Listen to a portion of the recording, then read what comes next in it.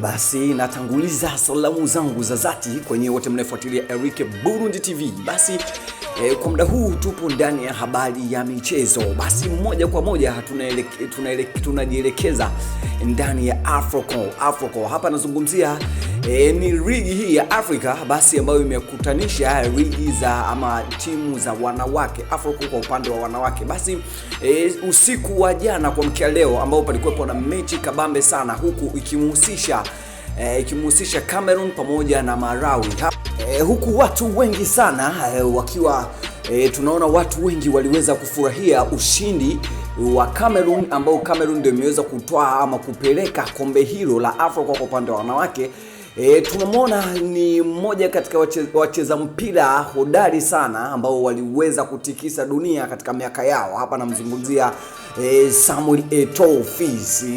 Samuel Eto'o ambao kwa sasa ni waziri wa michezo nchini Cameroon. Basi ushindi huo wa Cameroon umeweza kusababisha Cameroon iweze kubeba kombe la Afrika kwa upande wa wanawake kwa mwaka 2026. Basi watu wengi waliweza kufurahia na watu wengi wakaweza kujumuika pamoja na timu ya Africa ya timu ya Cameroon ya wanawake. Basi wewe kama mmoja ya mtu mpenda soka ama mpenda mpira kwa upande mpenda soka, ni jinsi gani ambao umeweza kupokea ushindi huo wa Cameroon kwa upande wa wanawake?